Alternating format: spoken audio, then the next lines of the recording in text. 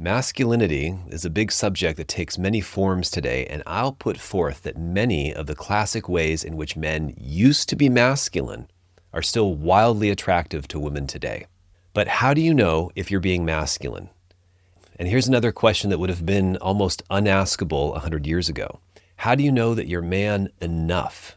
Not because the answer back then was oh so noble, but because nobody thought it was up for debate. That script was handed to you at birth and you performed it until you died. Well, since then, we've torn that script up, shredded it, and entirely rewritten it, but I still think there are core components that have remained the same.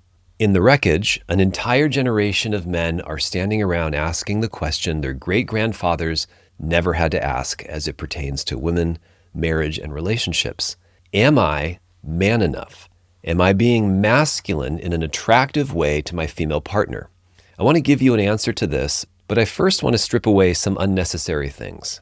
Because if you go looking for this answer online, you'll be told that in order to be or become a man, you have to grow a beard, work hard, not show pain, not be weak, keep the peace, don't get angry ever, stuff it down, lift heavy things, learn to start a fire, drive a stick shift, speak about sports with conviction, have strong opinions about whiskey, and if you're ever struggling with something, ever, well, you just need to do better.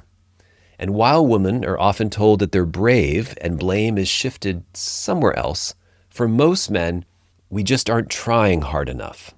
And this is a common thread that both men and women carry towards men. In any case, I think for many men, demonstrating signals of masculinity are costumes, and in many cases, props. In a sense, they're a performance of masculinity, like extreme sarcasm, being the loudest voice in the room, yet being remarkably silent when it comes time to express any emotion to your female partner, driving fast, showing off, trying to impress or one-up another guy. These are a set of behaviors that you put on like a coat to signal something to the room. And there's a quiet problem with building your identity out of performances. A performance requires an audience, even if it's an audience of one. And once the room empties out, well then exactly who are you? So let me hand you something to wear underneath the costume. To my mind, one powerful aspect of being a man comes down to a couple of things. You need a backbone, and you need to have the nerve to use it, or to take a stand for what you believe in. A backbone, meaning that you actually know what you believe to be true, and then nerve, meaning that you're willing to take a stand for it. And also, I would add, that you have the ability to say no under pressure. So let's take having a backbone first. To stand for something, you first have to know what you stand for. And here's an inconvenient truth. Most of what's rattling around inside your head was not put there by you. It was installed. Installed by your parents, by your schooling, by algorithms engineered to keep your thumbs moving, by an entire culture that quietly profits from your uncertainty. Separating the beliefs that you were issued from the ones that are genuinely yours is not an afternoon's work. It's the work of years. The quality of your relationships shapes the quality of your life. And I would argue that every one of those relationships begins with whether you have ever actually come face to face with yourself. I regularly sit across from grown men who are successful, articulate, accomplished, and who have never once done this.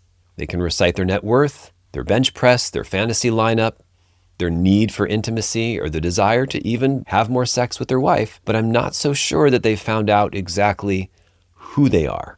And you cannot stand up for something when you don't know what that something is. Okay, so now suppose you find it, you do the work. Here's the part that nobody warns you about. The instant that you stand up, the instant that you say out loud, this is what I believe, this is who I am, you cast a shadow, if you will. You become a specific thing in a specific place, and specific things attract opposition. People are going to disagree with you. Some will dislike you, and the taller you stand, the longer the shadow falls, and the more people will quietly line up to cut you back down to size. That, for better or worse, is nerve.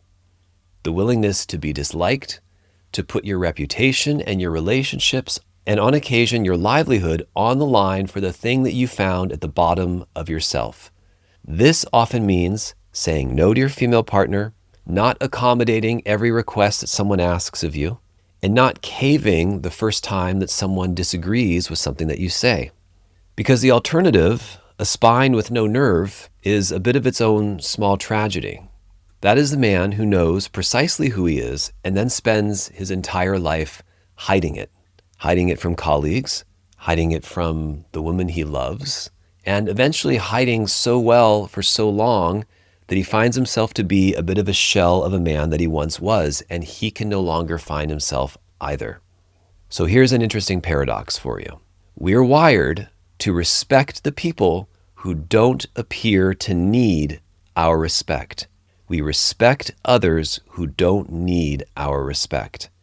You can't demand it. You can't perform your way into it. And the man chasing approval repels it. But the man who's made his peace from being disliked draws it in like gravity. Respect, which is something every single man watching this wants, is the one currency you can only earn by being willing to lose it. So let's put that costume back exactly where it belongs.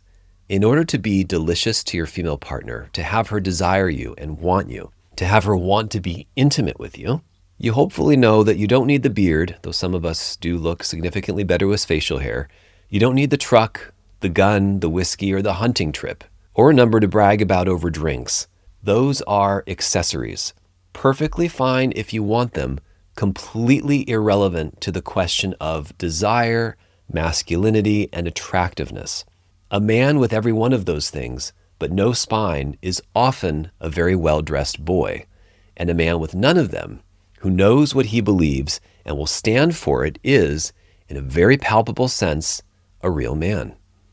And to any women listening, because I assume some of you are, it's a map, not of what to demand from a man, but of what to recognize in one when you're on the hunt. The performance is loud and easy to spot.